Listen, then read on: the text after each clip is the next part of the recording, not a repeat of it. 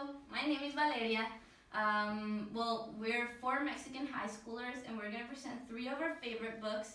And each of them are going to come in and we're going to have a chat about the book and we're going to discuss certain aspects of it. And let's begin. First of all, we have Hania here and she's going to talk to us about a really special book. And she can go on from here. Well, hi. This book I'm going to talk about, it's called Persona Normal by Benito Taibo. He's a Mexican writer, and this book is situated on Mexico City, and it talks about a child named Sebastian, and how when he was little, their parents died, and he moved to live with his uncle Paco, and how he teach Sebastian like new values and how to be another person. Like he said, like he questioned all his life that he's a person, like a normal person, but his uncle showed him that he isn't, that everybody in this world isn't normal, that all people, it's unique in his own way. Yeah. So, well, that sounds really interesting. I'd sure love to hear more about that. Yeah, I'm going to present you a friend that she's going to talk about more of this book. Perfect. Thank you. You're welcome. Hi. Hello. Well, this is our second guest. Her name is Jennifer, and she's here to talk about Persona Normal. Well, go on. I chose this book because it represents how a person can be unique and beautiful as it is, because you can be truly yourself and defending all your values and what you really are. Yeah, I completely agree. This book is completely about being yourself, and I think you would agree with me. The title is a complete metaphor because it actually signifies the complete opposite. We're all completely unique, and I think that's portrayed excellently in the book. Well, the characters are a really important part of the book, and for example, Paco signifies so much in the story. And you know, what do you think Paco represents to Sebastian, for example? It represents all because, like my friends told, he taught him how to be unique. He taught him everything of his life, so he influenced in every step of his life.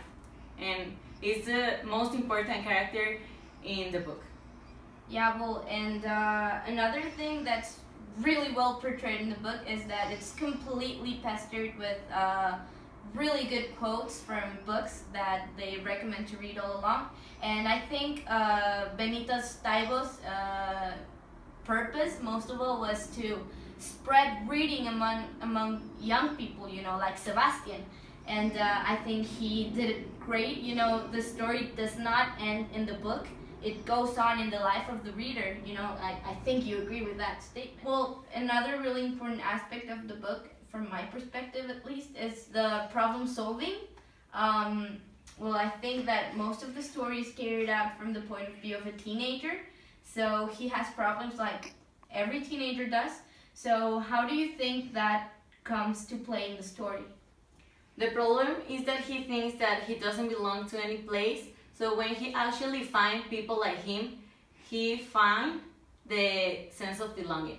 Yeah, I completely agree. And also in the story there's lots of foreshadowing. You know, you can kind of tell, you know, from his past what's gonna happen with him, you know, without ruining the story, if it makes sense. But in conclusion, it's an excellent book, and I'm really glad you brought it up to chat a little, and I hope they enjoyed it as well. So thank you for being here, and I'll see you later. Well, next up we have Abril, and she's here to talk about this book, Yo Soy Malala. This is a really interesting book because it's written from the perspective of a very young, brave girl, and since it's written from the perspective of a teenager, I believe it makes it so much easier for other teenagers to understand it and connect with it. So yeah, she's gonna tell us more about it. Well, all this story is placed in Pakistan, especially in the valley of Swat. It's about this girl, this really brave girl named Malala, and about her fight and how he fought and she's still fighting to the right of education, and about all her experiences in the war. Yeah, and I think something very special about the story is that it's completely true. Everything that she says happened, and it's backed up with data and with dates and even pictures. So this isn't really like a story per se. It's more of a biography, an autobiography to be more exact. And well, since it's carried out in such a way, it doesn't really carry metaphors, or it's really direct in that sense. It says things as they are and how they happened. Also, well, because of that, there is not foreshadowing, because since it's a real story, you cannot know like what will happen next. So yeah, and well, I think her intentions were really pure, and well, I would like to hear your opinion on what her intentions were.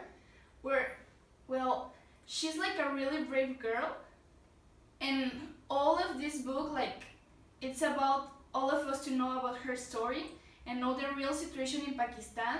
Like, all of us like get known of this story and like help in some way. Yeah, and although, you know, her perspective is like the perspective of a teenager, is really interesting because she's not just a teenager, she's she's literally a symbol of peace. So to know her story from her perspective and, you know, what surrounds her, which is complete disaster, like war and stuff, and yeah, I would like to know what you think of how she solves problems and how she uses most of all peace, you know, because that's like her means of fighting. Like, she used the power of her voice, like, to make all of us to know about her situation, so more people can help in that, and also make us all of us conscious about how lucky we are of all the things we have and having like a peaceful environment. Yeah, well, this is an excellent book and I love it so much, and I'm really glad you brought it up, and thank you for being here. Thank you for inviting me. Well, last but definitely not least, I'm going to talk about my favorite book, Cometas en el Cielo, or Kite Runner. Well, this is a really beautiful book. It's about two kids and how they grow up in Afghanistan. Well, it touches on really, really sensitive topics, which makes it really hard to, you know, read, but it portrays them in such a way that you are left with a really warm feeling at the end of it. And well, the author's purpose, most of all, is to show the Afghanistan situation from a different perspective, and well, to know how people with that sort of culture grow up, you know, but adding up to some traumas that happen to the main character throughout the book. And well, the main character's name is Amir. And Amir starts off as a young kid, and we go with him through the journey of his life and how he faces the ghost of a past that, you know, no longer belong to him, but still have traumatic, you know, memories inside him. And he grows up feeling extremely guilty, and throughout the book we understand a little bit more of why he did what he did. And well, the main metaphor in the book is the kites, and well, I could go on and on about what I believe it means, but I think that especially in this book it would be quite important for someone to have their own opinion of it without being influenced by someone else. So yeah, the book is an absolute masterpiece, and well, of course, it's from the perspective of a teenager, but it also shows, it has a lot to do with the surroundings and the culture that he lives in. And well, foreshadowing is really something that's quite present in the story, because from the beginning of the story you really want to know what comes up next. And you know, because he goes through so much trauma and drama and, you know, so many difficulties, you can kind of tell where it leads, but it's always keeping you guessing, and it's always really surprising and really just amazing how the author keeps you hooked, and he keeps you so hooked that you become emotionally invested. And I can tell you I've cried countless times with this book. It's that kind of book, but it's not like the classic sad book. It's kind of so much more than that. So yeah, this book is just amazing, and yeah, I couldn't wish for much more. And well, that's it for us, and thank you for watching, and I hope you really enjoyed. If you did, we would really appreciate if you left a like, and see you later.